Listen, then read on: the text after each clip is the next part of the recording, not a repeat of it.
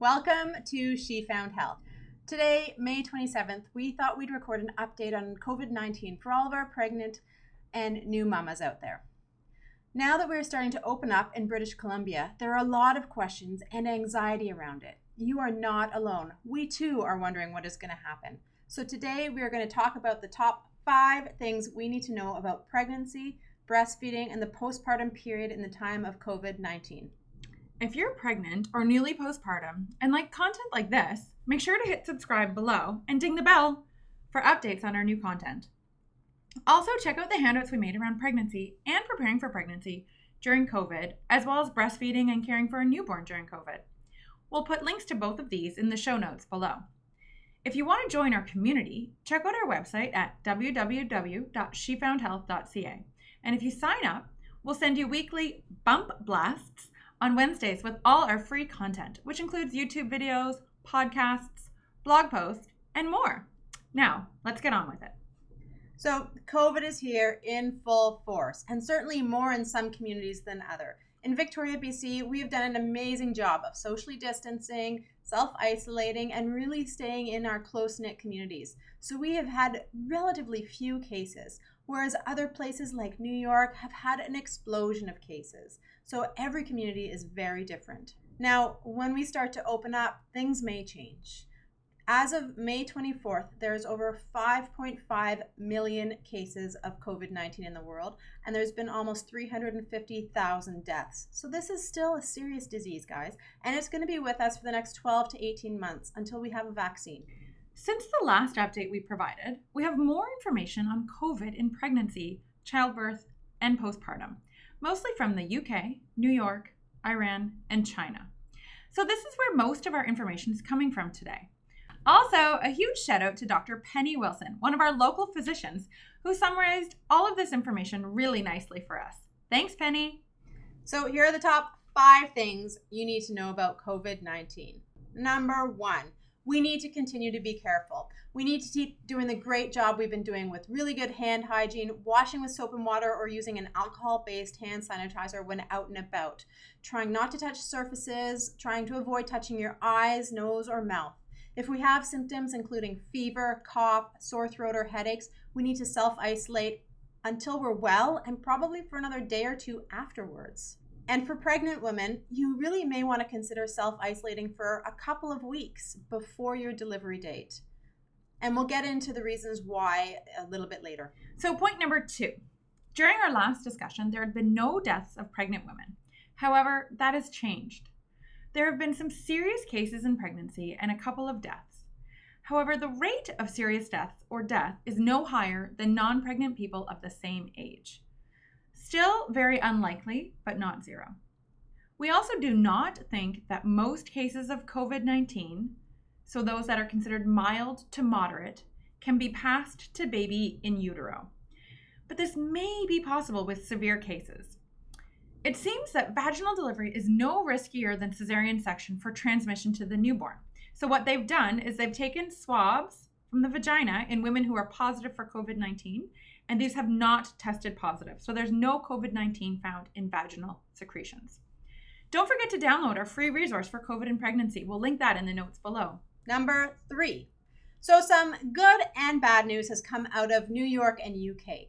They've been swabbing because they have so many cases, all women coming into labor delivery, regardless of if they're symptomatic for COVID-19 or not. And surprisingly, out of every 10 women who have been swabbed and are positive for COVID-19, only 1 is experiencing symptoms. So what does that mean? Well, the good thing is that probably most cases of COVID are super mild and we don't even have symptoms.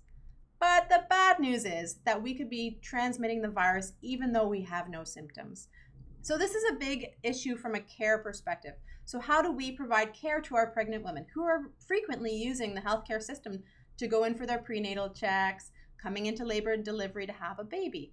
Well, we as care providers and staff still need to be very cautious because we don't want to transmit the COVID virus and then transmit it onto others. So we're still going to be wearing our masks and eyewear as needed, and we're going to be doing diligent hand washing around. And after you leave our clinic, we're going to be scrubbing down the rooms after you leave it. So we still need to take care to not allow you unknowingly to transmit it to us or somebody else. Now, something that I would like to add is that I don't want people who are currently living in communities with very low transmission rates thinking that there's tons of people who are asymptomatic out there. So these numbers were so high because these are in communities where there was huge outbreaks. So right now, for example, where we live, we have basically no community transmission. That will change as travel and things start to open up, but don't think that if you have low rates in your community that there's tons of people out there who are asymptomatic. We need to be diligent, but this is the case in these cities where they had really high rates of outbreak. So Dr. Sarah is 100% right, but things may change. So we need to be aware of what's going on in our community.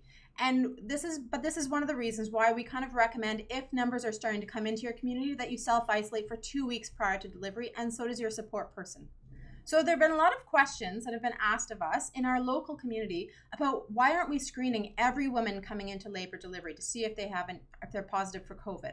Well, in a sense we are. Everyone who comes into the hospital is asked if they have any symptoms or have had any contact with anybody with any symptoms. But our community rate is so low that we don't need to actually do COVID swabs on women.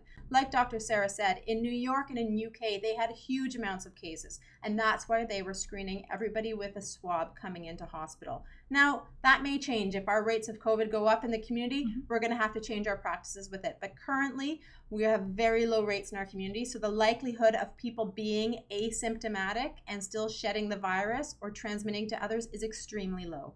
So point number 4, breastfeeding. Breastfeeding is hugely important for our newborns, and we need that to continue.